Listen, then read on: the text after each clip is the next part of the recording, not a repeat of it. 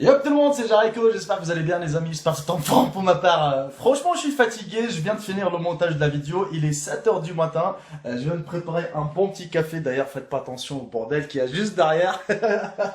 Voilà, je vais boire mon petit café et je vais uploader la vidéo justement maintenant.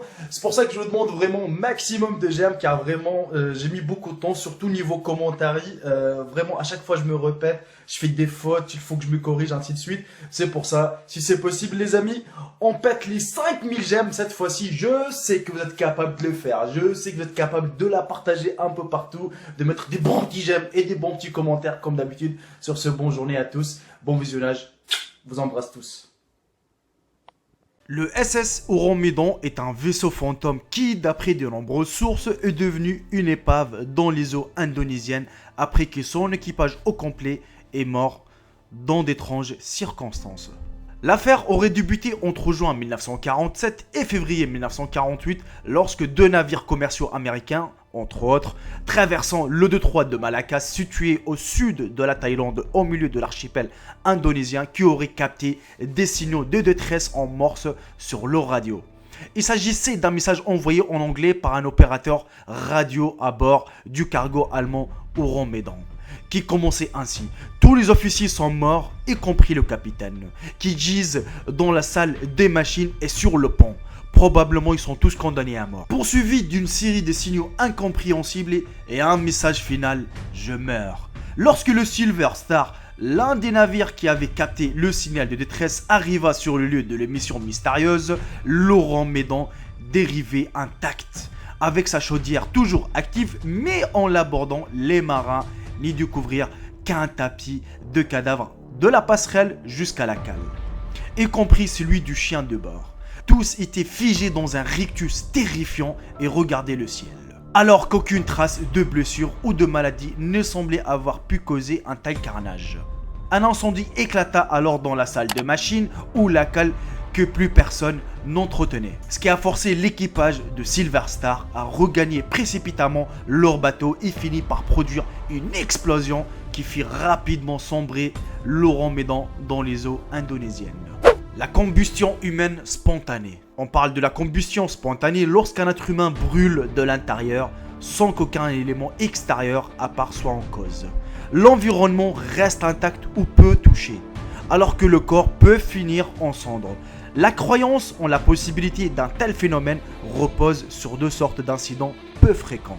Plusieurs témoignages des gens prétendant avoir vu de leurs propres yeux une personne prendre feu sans raison explicable.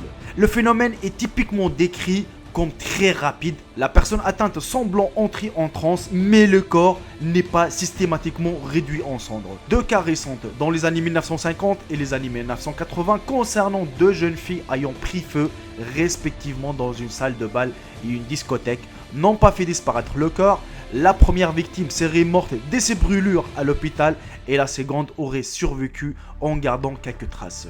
Dans les cas connus, il a été révélé que les victimes des combustions spontanées étaient souvent des personnes âgées et seules, ou de plus jeunes personnes suicidaires. Nombreux étaient alcooliques. Selon certains, à leur état de santé grandement affaibli s'ajoutaient des facteurs psychologiques, comme la dépression ou la solitude. Les corps découverts entièrement ou partiellement réduits en cendres sont généralement présentés comme inexplicables, donc impliquant une cause paranormale comme la combustion humaine spontanée. La pluie gélatineuse et toxique. L'an 1994, dans la petite ville d'Oakville, dans l'état de Washington, qui compte environ 600 habitants, qui est réputée pour ses pluies fréquentes. Mais l'histoire mystérieuse qui va se dérouler durant 3 semaines en août 1994 va terroriser la population. Quand l'eau commence à s'abattre sur la ville le 7 août 1994, personne ne s'inquiète jusqu'à ce que l'on s'aperçoive que ce n'est pas de l'eau de pluie. Ce sont des mini-gouttes poisseuses des couleurs blanches qui forment un torrent et recouvrent bientôt 50 km² de terrain, apportant avec elles un véritable fléau. Maurice Gobel, habitant de la ville, déclare que lui, sa femme et sa fille sont tombés malades, ainsi que tous les habitants d'Oakville. Beverly Robert déclare elle aussi que tous les habitants sont tombés malades. Un virus très violent qui n'a pas duré 7 jours, mais plutôt 3 mois. C'est un policier local qui rapporte le premier ces intempéries. L'officier David Lassay est en patrouille avec un ami civil à 3 h du matin lorsque l'averse commence. La pluie est étrange et les deux hommes commencent à se poser des questions. Ils mettent en marche les essuie-glaces et cette étrange substance commence à s'étaler sur le pare-brise de la voiture. L'officier Lassay s'arrête dans une station de service pour décrasser son pare-brise et enfile des gants en latex pour ne pas prendre du risque. Il déclare que la substance était très pâteuse, comme s'il avait de la gelée dans les mains. Les animaux échoués. On parle d'échouage individuel lorsqu'un animal seul vient s'échouer sur le rivage. Ce phénomène peut survenir pour plusieurs raisons. Des dauphins, des baleines, des marsouins et même des phoques peuvent s'échouer lorsqu'ils sont perdus, malades ou blessés. Les animaux sévrés ont parfois des difficultés à survivre seuls et peuvent finir par s'échouer à cause de leur manque d'expérience. Les animaux plus vieux peuvent également mourir de causes naturelles et venir s'échouer. Malheureusement, l'activité humaine n'est pas dénuée des conséquences sur le mammifère marin et certains d'entre eux s'échouent ou meurent du fait des interactions avec l'homme. Parmi celles-ci, on retrouve l'enchevêtrement dans les filets de pêche et les débris marins, les collisions avec les bateaux, les coups de feu et les harcèlements de la part des promeneurs pourtant bien intentionnés. Au cours des 10 dernières années, près de 7% des mammifères échoués que nous avons secourus dans la région avaient été affectés d'une manière ou d'une autre par l'activité humaine. Le Chevalier Noir. Le Chevalier Noir, ou le Black Knight Satellite en anglais, est un satellite artificiel hypothétique qui, d'après des ufologues et des adeptes de théorie du complot, serait un objet d'origine extraterrestre âgé d'environ 13 000 ans et en orbite quasi polaire autour de la Terre. L'histoire du Chevalier Noir remonte jusqu'en 1954, alors que plusieurs journaux, dont le St. Louis Post-Dispatch, rapportent le témoignage de Donald Keough. C'est un militaire à la retraite et chasseur d'ovnis, qui aurait affirmé que l'US Air Force avait déclaré avoir détecté 2 satellites en orbite terrestre, alors qu'à l'époque, personne n'avait la technologie pour lancer un satellite. En février 1960, un autre témoignage affirme que l'US Navy a détecté un objet sombre sur une orbite inclinée de 79 degrés par rapport à l'équateur et ayant une période de 104,5 minutes. À l'époque, la Navy suivait la trajectoire d'un fragment de l'enveloppe de lancement du satellite Discoverer 8 situé sur une autre orbite similaire. En 1998, une image prise lors de la mission STS-88 est associée au Chevalier Noir. En réalité, ces images ont été prises en décembre 1998 lors du premier vol de la navette Endeavour vers la station spatiale internationale. Au cours d'une sortie dans l'espace, l'un des astronautes a laissé s'échapper une couverture thermique qui devrait être apposée sur une partie de l'appareil. Elle est brûlée dans l'atmosphère terrestre peu de temps après, mais les histoires farfelues qui se racontent autour du Chevalier Noir sont loin d'avoir disparu. D'ailleurs, les images de la NASA sont toujours accessibles, contrairement à ce qu'avancent les théoriciens du complot. Le bateau Marie Céleste.